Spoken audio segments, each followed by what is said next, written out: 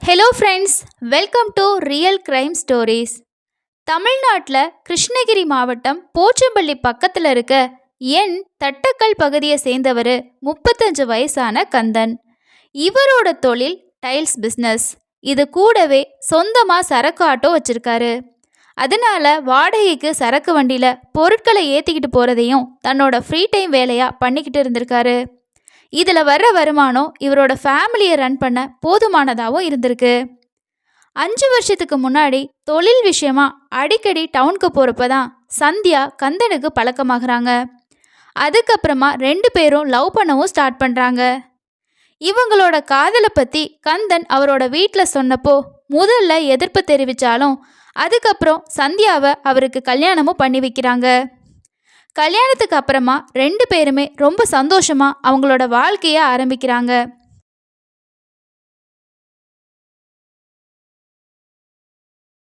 தனியா வாடகை வீட்டில் இருந்தனால மாமியார் மாமனார் பிரச்சனை இல்லாம சந்தியா அவங்க லைஃப்பை ரன் பண்ணிக்கிட்டு இருந்திருக்காங்க.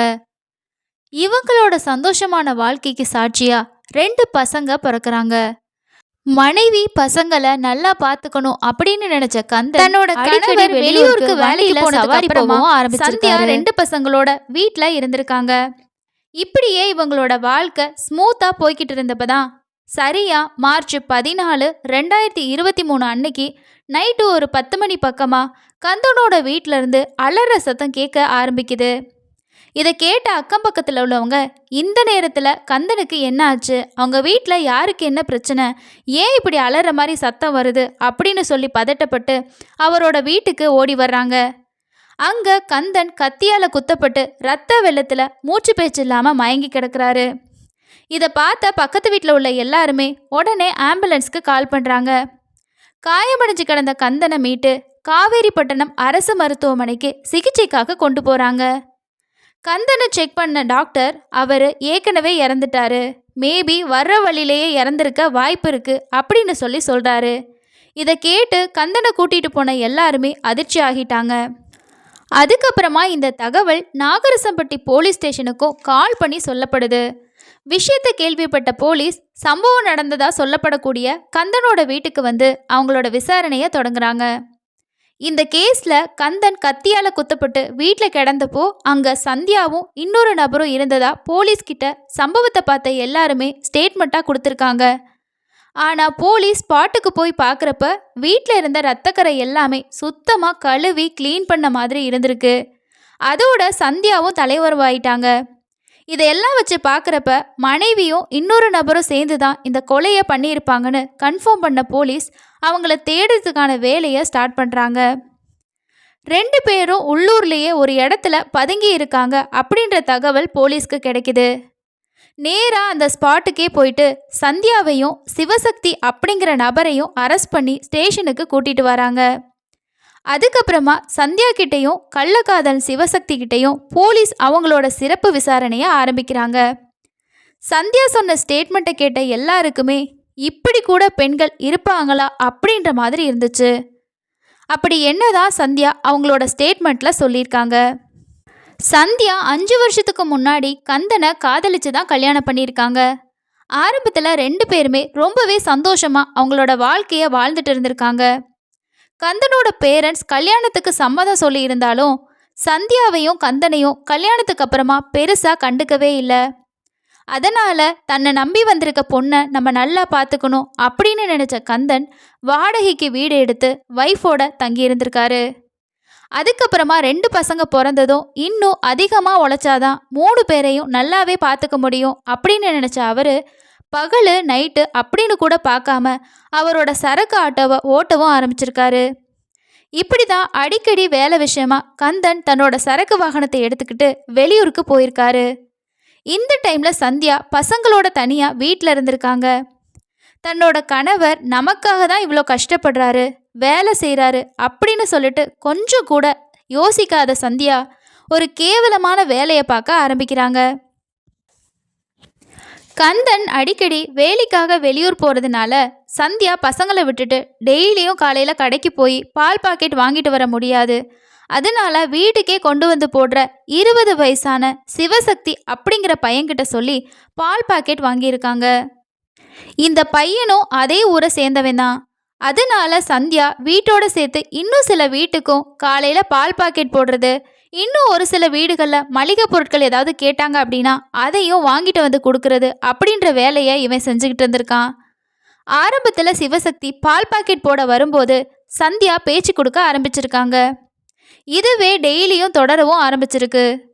அதுக்கப்புறமா சிவசக்தியோட மொபைல் நம்பரை வாங்கி வாட்ஸ்அப்பில் சேட்டு, வீடியோ கால் அப்படின்னு சொல்லி பேசவும் ஆரம்பிச்சிருக்காங்க சந்தியா. ஆரம்பத்தில் நார்மலாக ஆரம்பித்த பேச்சு கொஞ்ச நாள் ஆகும்போது தகாத உறவாக மாற ஆரம்பிக்குது. சந்தியாவுக்கு தன்னோட ஹஸ்பண்ட் அடிக்கடி வெளியூருக்கு போகிறது சிவசக்தியோட தனிமையில் உறவு வைக்க ரொம்பவே வசதியாக போச்சு. சந்தியா தன்னோட காதல் கணவர் 2 பசங்களை மறந்து சிவசக்தி மேலே கண் தெரியாத காம போதையில் இருந்திருக்காங்க. ஆரம்பத்தில் மொபைலில் மட்டுமே இருந்த இவங்களோட பழக்கம் கணவர் இல்லாத சமயங்களில் சந்தியா சிவசக்திக்கு கால் பண்ணி வீட்டுக்கு வர வைக்கிறாங்க. அதுக்கப்புறமா வீட்டிலையே 2 பேரும் உறவு வைக்கவும் செய்கிறாங்க. கொஞ்ச நாட்கள் இதை பற்றி பெருசாக யாருக்குமே தெரியல. ஆனால் இவங்க 2 பேரோட பழக்கம், கந்தன் வீட்டில் இல்லாதப்ப இந்த பையன் அடிக்கடி வந்து போகிறது, இதை எல்லாத்தையும் பார்த்த அக்கம் பக்கத்தில் உள்ளவங்க இதை பற்றி பேச ஆரம்பிச்சிருக்காங்க. இது அந்த ஊர் ஃபுல்லாக ஸ்ப்ரெட் ஆகவும் ஆரம்பிச்சிருக்கு. இந்த விஷயத்த கந்தன்கிட்டையும் அவரோட ரொம்ப க்ளோஸாக இருக்கக்கூடிய ஃப்ரெண்ட்ஸு, ரிலேட்டிவ்ஸ் அப்படின்னு சொல்லிட்டு எல்லாருமே சொல்லவும் ஆரம்பிக்கிறாங்க. உன்னோட ஒய்ஃபு நீ இல்லாதப்ப அந்த பால் பாக்கெட் போடுற பையனை அடிக்கடி வீட்டுக்கு வர சொல்கிறா. இவங்க பேசிக்கிறத பார்த்தா ஏதோ எங்களுக்கு தப்பாக தெரியுது, கொஞ்சம் சொல்லி வை அப்படின்னு சொல்லிட்டு கந்தனுக்கு அட்வைஸ் பண்ணுறாங்க. ஆரம்பத்தில் இதை எல்லாத்தையுமே கேட்ட கந்தன் தன்னோட ஒய்ஃபு அப்படி இருக்க மாட்டா, தனக்கு துரோகம் செய்ய மாட்டா அப்படின்னு நினச்சி இதை பெருசாக ஒரு விஷயமாகவே எடுத்துக்கல. ஆனால் சந்தியாவோட நடவடிக்கைகள் முன்ன மாதிரி இல்லை அப்படின்னு கொஞ்சம் கொஞ்சமாக இவருக்கு புரியவும் ஆரம்பிக்குது. முன்ன மாதிரி கணவர்கிட்ட பெருசாக எந்த இன்ட்ரெஸ்ட்டுமே காட்டாமல் இருந்திருக்காங்க சந்தியா. இவ என்னதான் பண்ணுறா அப்படின்னு சொல்லிட்டு கண்டுபிடிக்கணும் அப்படின்னு கந்தன் நினைக்கிறாரு. தன்னோட சந்தேகம் நம்மளோட ஒய்ஃபான சந்தியாவுக்கு தெரியக்கூடாது அப்படின்னு சொல்லிட்டு ஒன்றுமே சொல்லாமல் பேசாமல் இருந்திருக்காரு. அடிக்கடி சந்தியா அவங்களோட ஃபோனில் சேட் பண்ணுறது, வாய்ஸ் மெசேஜ் போடுறதுன்னு இருந்திருக்காங்க. அடிக்கடி யார்கிட்டேயோ ஃபோனில் பேசிக்கிட்டு இருக்கதையும் கந்தன் கவனிக்கிறாரு. அது மட்டும் இல்லாமல் கணவர் இருக்கப்ப கால் பேசினா இவர் கண்டுபிடிச்சிருவாரு அப்படின்றனால சிவசக்தி கூட சேட் மட்டும்தான் பண்ணிக்கிட்டு இருந்திருக்காங்க. இவளோட ஃபோனை நம்ம பார்த்தோம் அப்படின்னா இவ என்ன செய்கிறா அப்படின்ற எல்லா உண்மையுமே தனக்கு தெரிய வரும் அப்படின்னு நினச்ச கந்தன் அதுக்கான டைம்க்காக வெயிட் பண்ணிட்டு இருந்திருக்காரு. ஒரு நாள் சந்தியா அவங்களோட மொபைலை சார்ஜுக்கு போட்டுட்டு கிச்சனில் வேலையாக இருந்திருக்காங்க. அப்போது கந்தன் அவங்க ஃபோனை எடுத்து வாட்ஸ்அப்பை ஓப்பன் பண்ணி பார்க்குறாரு. அதில் இவ்வளவு நாள் ஊரில் உள்ளவங்களாம் என்ன சொன்னாங்களோ அது எல்லாமே உண்மை அப்படின்னு சொல்லிட்டு அந்த வாட்ஸ்அப்பை பார்த்த அவருக்கு புரிய வருது. சந்தியா வாட்ஸ்அப்பில் எப்பெல்லாம் தன்னோட ஹஸ்பண்ட் வெளியே போகிறாங்களோ அந்த டைமில் சிவசக்தி கூட வீடியோ காலில் பேசிகிட்டு இருந்திருக்காங்க. மற்ற டைமில் வாய்ஸ் மெசேஜ், சேட்னு நிறையவே அதில் இருந்திருக்கு. அதுலேயும் தன்னோட ஃபோட்டோஸை நிறைய அந்த பையன் நம்பருக்கு ஷேர் பண்ணியும் இருந்திருக்காங்க. இதை எல்லாத்தையும் பார்த்த கந்தனுக்கு நம்ம எவ்வளோ அவளை லவ் பண்ணியிருந்தா கல்யாணம் பண்ணி இன்னைக்கு வரைக்கும் அவளுக்கு உண்மையாக இருக்கும். ஆனால் என்னை ஏமாற்றிட்டு எனக்கு துரோகம் பண்ணுறதுக்கு இவளுக்கு எப்படி தான் மனசு வந்துச்சோ தெரியலையேன்னு நினச்சி ரொம்பவே வருத்தப்படுறாரு. அதுக்கப்புறமா சந்தியா கிட்ட இந்த விஷயத்தை பற்றி பேசி சண்டை போடவும் ஆரம்பிக்கிறாரு. இவ்வளோ நாள் நீ பண்ணது எல்லாமே ஏதோ ஒரு வேகத்தில் பண்ணிட்ட அப்படின்னு நான் நினச்சிக்கிறேன். ஆனால் இனிமே இதெல்லாம் வேணாம். நம்மளை நம்பி 2 பசங்க இருக்காங்க, அவங்களுக்காக நம்ம இனிமே வாழலாம். இதோட அந்த பையன் கூட இருக்க தொடர்பை விட்டுடு, அதுதான் உனக்கும் நம்ம குடும்பத்துக்கும் நல்லது அப்படின்னு சொல்லிட்டு கண்டிக்கவும் செய்கிறாரு. அப்போ மட்டும் செஞ்ச தப்பை உணர்ந்த மாதிரி சந்தியா நடிச்சிருக்காங்க.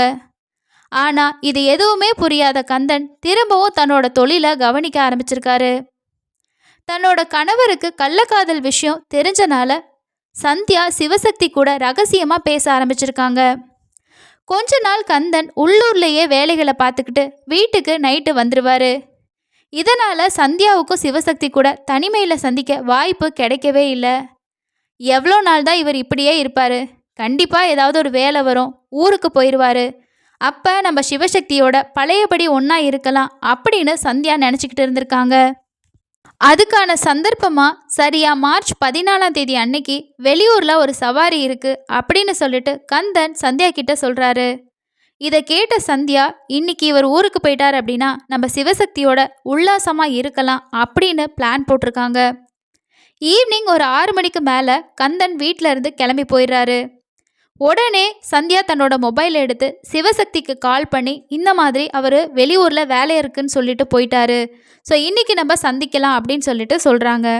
வீட்டுக்கு வர்ற மாதிரி இருந்தா நைட்டு ஒரு 10 மணிக்கு மாதிரி வந்தா பரவாயில்ல, அக்கம் பக்கத்தில் உள்ளவங்க தூங்க போயிடுவாங்க, யாருமே பார்க்க மாட்டாங்க, ஸோ அதனால நம்ம மாற்றுறதுக்கு சான்ஸ் இல்லை அப்படின்னு சொல்லிட்டு சந்தியா சொல்லியிருக்காங்க. ரொம்ப நாளாக மீட் பண்ண முடியாமல் இருந்த சிவசக்தியும் சரின்னு சொல்லிட்டு டைமுக்காக வெயிட் பண்ணிட்டு இருந்திருக்காரு. தன்னோட கள்ளக்காதலன் வருவாரு அப்படின்னு சொல்லிட்டு பசங்க 2 பேரையும் சீக்கிரமாகவே தூங்க வச்சுட்டு சந்தியா வெயிட் பண்ணிக்கிட்டு இருந்திருக்காங்க. நைட்டு ஒரு 9:30 9:45 மாதிரி சிவசக்தி கந்தன் வீட்டுக்கு வர்றான். அதுக்கப்புறமா சந்தியாவும் சிவசக்தியும் பெட்ரூம்குள்ளே உறவு வைக்க ஆரம்பிக்கிறாங்க. இவங்க 2 பேரையும் கையும் களவுமா பிடிக்கணும் அப்படின்னு சொல்லி தான் கந்தன் வெளியூர் போகிறதா வீட்டில் போய் சொல்லிட்டு அங்கே மறைஞ்சு சிவசக்தி வர்றதுக்காக பார்த்துக்கிட்டு இருந்திருக்காரு. சரியா ஒரு 10 மணிக்கு இவங்க 2 பேரும் எதிர்பார்க்காத டைமில் வீட்டுக்குள்ளே வந்தவர் தன்னோட மனைவியும் 20 வயசு பையனோட கட்டிலில் உல்லாசமாக இருக்கதை பார்த்துடுறாரு. இந்த மாதிரி ஒரு விஷயத்த பார்க்கக்கூடிய எந்த ஒரு கணவருக்கு தான் கோபம் வராமல் இருக்கும்? நம்ம எவ்வளோ சொல்லி இவ மாறிடுவா அப்படின்னு சொல்லிட்டு தானே நம்ம நம்பி விட்டுட்டு போனோம். திரும்பவும் இவ அவனை வீட்டுக்கு கூட்டிகிட்டு வந்து இப்படி நம்மளோட ரூமில் இந்த கேவலத்தை செய்கிறதுக்கு இவளுக்கு எப்படி மனசு வந்துச்சு அப்படின்னு சொல்லிட்டு அவருக்கு ரொம்பவே கோவம் வருது. அதுக்கப்புறம் சந்தியாவை திட்ட ஆரம்பிக்கிறாரு. நான் எவ்வளோ சொல்லியும் நீ திருந்தவே இல்லை, திரும்பவும் இவனோட பழகிட்டு தான் இருந்திருக்க, உன்னையெல்லாம் திருத்தவே நினச்சது பெரிய தப்பு அப்படின்னு சொல்லிட்டு அவரோட மனைவியை கட்டிலிருந்து இழுத்து கீழே போட்டு அடிக்க ஆரம்பிக்கிறாரு. தன்னோட கணவர் வருவார், இப்படி 2 பேரும் மாட்டுவோம் அப்படின்னு சொல்லிட்டு கொஞ்சம் கூட எதிர்பார்க்கல. கந்தன் சந்தியாவை அடித்ததை பார்த்த சிவசக்தி அவரை தடுக்க ஆரம்பிக்கிறாரு. அப்போ கந்தன் சிவசக்தியை அடிக்க ஆரம்பிக்கிறாரு. சிவசக்தியை அடிச்சிட்டு இருக்க நேரத்தில் சந்தியா என்ன பண்ணுறாங்க அப்படின்னா, இனிமே நம்ம இவரை உயிரோட விட்டோம் அப்படின்னா ஊரில் போயிட்டு எல்லார்கிட்டையும் இந்த வீட்டில் நானும் அவனும் ஒன்றா இருந்த விஷயத்த சொல்லி நம்மளோட மானத்தையே வாங்கிடுவார், அது மட்டும் இல்லாமல் இனிமே நம்ம சந்தோஷமாக இருக்கணும் அப்படின்னா தன்னோட கணவர் உயிரோடு இருந்தால் அது நடக்காது அப்படின்னு சொல்லி யோசித்தவங்க கந்தன் சிவசக்தியை தாக்கிட்டு இருக்க சமயத்தில் சந்தியா கிச்சனுக்கு ஓடி போய் அங்கே அவங்க வச்சிருந்த மிளகாத்தூள் டப்பாவை எடுத்துக்கிட்டு வர்றாங்க. கொஞ்சம் கூட மனசாட்சியே இல்லாமல் தன்னோட கணவரோட கண்களில் அந்த மிளகா பொடியை வீசுகிறாங்க. இதை எதிர்பார்க்காத கந்தன் அலற ஆரம்பிக்கிறாரு. சத்தம் வெளியே கேட்டால் பிரச்சனை ஆகிரும் அப்படின்னு நினச்ச சிவசக்தி கந்தனோட வாயை சத்தம் போட முடியாத மாதிரி மூடுறாரு. ஆத்திரம் அடங்காத சந்தியா தன்னோட கணவரை காய்கறி வெட்டக்கூடிய கத்தியை எடுத்துகிட்டு வந்து கழுத்தில் பல டைம் குத்த ஆரம்பிக்கிறாங்க. ஃபஸ்ட்டு மிளகாத்தூள் வீசினப்பயே அவர் நிலக்குலைஞ்சு கீழே விழுந்துடுறாரு. ஸோ இதனால் சந்தியா தான் குத்துனாங்க அப்படின்றது கந்தனுக்கு தெரியவே இல்லை. தன்னோட மனைவியோட இந்த தாக்குதலில் கந்தன் அந்த சம்பவ இடத்துலையே துடிச்சு இறந்தும் போயிடுறாரு. ஆனாலும் கந்தன் அலர்ன சத்தம் பக்கத்தில் இருக்கிறவங்களுக்கு கேட்டிருக்கு. ஸோ எதனால் இந்த சத்தம் வருதுன்னு சொல்லிட்டு தான் அவங்க உள்ளே வந்திருக்காங்க. அதுக்கப்புறம் கந்தனை ஹாஸ்பிட்டலுக்கு கூட்டிகிட்டு போனதுக்கு அப்புறமா வீட்டில் எதுவுமே நடக்காத மாதிரி இருக்கணும்னு சொல்லிட்டு சந்தியாவும் சிவசக்தியும் சேர்ந்து வீட்டை ஃபுல்லாக க்ளீன் பண்ணியிருக்காங்க. இனிமே இங்கே இருந்தோம் அப்படின்னா கண்டிப்பாக நம்ம போலீஸ்கிட்ட மாட்டிக்குவோம், ஏன்னா பக்கத்தில் இருக்க எல்லாருமே நம்ம 2 பேர்த்தையும் பார்த்துட்டாங்க அப்படின்னு நினச்ச 2 பேரும் வீட்டில் இருந்த பிள்ளைங்களை 2 பேர்த்தையும் தனியாக விட்டுட்டு தன்னோட கள்ளக்காதலன் கூட சந்தியா தப்பிச்சு ஓடி போயிருக்காங்க. போலீஸோட விசாரணையில் இதுதான் அன்னைக்கு நடந்துச்சு. ஸோ இதனால தான் தன்னோட கணவரை நாங்கள் அன்னைக்கு அப்படி கொலை பண்ணோம் அப்படின்னு சொல்லி எல்லா உண்மையுமே அவங்களோட ஸ்டேட்மெண்ட்டில் சொல்லியிருக்காங்க. இதை எல்லாத்தையுமே கேட்ட போலீஸ் 2 பேரையும் போச்சம்பள்ளி நீதிமன்றத்தில் ஆஜர் பண்ணிட்டு சிவசக்தியை சேலம் மத்திய சிறையிலையும் சந்தியாவை சேலம் பெண்கள் சிறையிலையும் அடைக்கிறாங்க. இந்த கேஸ் இன்னமும் நடந்துக்கிட்டு தான் இருக்குது. தன்னோட கணவர் தனக்கு திருந்துறதுக்கு ஒரு வாய்ப்பு கொடுத்தோம், அந்த வாய்ப்பை சரியாக பயன்படுத்திக்காத சந்தியா அவங்களோட கள்ளக்காதலன் கூட கணவர் இல்லைனா உல்லாசமாக இருக்கலாம், ரொம்பவே சந்தோஷமாக இருக்கலாம் அப்படின்னு நினச்ச அவங்களோட நினப்புகளோட இன்னைக்கு ஜெயில் கம்பிகளுக்கு பின்னாடி மீதி இருக்கக்கூடிய நாட்களை எண்ணிக்கிட்டு இருக்காங்க. அந்த 2 பசங்களும் அப்பா இறந்து போய் அம்மா சிறைக்கு போயிட்டு இனி நம்ம என்ன செய்வோம், அப்படின்றது தெரியாம நம்மளோட எதிர்காலம் என்ன ஆகும் அப்படின்னு சொல்லியும் தெரியாம அனாதையா நிக்கிறாங்க. இதுதான் தன்னோட காதல் மனைவிய கடைசி வரைக்கும் நம்பின கந்தன் அப்படிங்கிறவருக்கு நடந்த உச்சகட்ட கொடுமை. என்னைக்குமே குடும்பத்தை விட்டுட்டு காமத்தை மட்டும்தான் சந்தோஷம்னு நினச்சி அந்த சாக்கடைக்கு போகிற ஒவ்வொரு பொண்ணும் சரி ஆணும் சரி அவங்களோட வாழ்க்கையில் நல்லா இருந்ததா சரித்திரமே இல்லை. இது போன்ற குற்ற சம்பவங்கள் ஒவ்வொன்றுமே நம்மளோட வாழ்க்கைக்கு ஒரு விழிப்புணர்வாக இருக்கும் அப்படின்னு சொல்லிட்டு நினச்சி தான் இந்த வீடியோஸை நான் உங்களுக்கு ஷேர் பண்ணுறேன். எல்லா மனுஷங்களும் தப்பானவங்க தான் அப்படின்னு இல்லை. அவங்கள தப்பு செய்ய வைக்கிறது ஏதாவது ஒரு சூழ்நிலை காரணமாக இருக்கலாம். மனித மனம் ஒரு குரங்கு மாதிரி அப்படின்னு சொல்லுவாங்க. ஏன்னா ஃபஸ்ட்டு ஒரு விஷயத்த பெட்டராக தெரியும், அதுவே கொஞ்ச நாள் இன்னொரு விஷயம் பெட்டராக தெரியும், இதை விட அது கிடைச்சா இன்னும் நல்லா இருக்குமே அப்படின்னும் தோணும். மனசை எப்பவும் நம்ம கண்ட்ரோலில் வச்சுருந்தா நம்மளோட லைஃப் நல்லா இருக்கும். மனசோட கண்ட்ரோலில் நாம் போனோம் அப்படின்னா எப்படி இருக்கும் அப்படின்றது உங்களுக்கு புரிஞ்சிருக்கும் அப்படின்னு நினைக்கிறேன். இந்த மாதிரியான சம்பவங்கள் நிறைய பேரோட வாழ்க்கைக்கு ஒரு அவேர்னஸாக இருக்கும் அப்படின்றதுக்கான பதிவு தான் இது. உங்களோட கருத்துக்களை கீழே இருக்கக்கூடிய கமெண்ட் செக்ஷனில் ஷேர் பண்ணுங்கள். இது போன்ற க்ரைம் சம்பவங்களை டீட்டெயிலாக தெரிஞ்சுக்கிறதுக்கு நம்ம சேனலை சப்ஸ்கிரைப் பண்ணிக்கோங்க. அடுத்த இன்னொரு க்ரைமில் சந்திக்கலாம். நன்றி.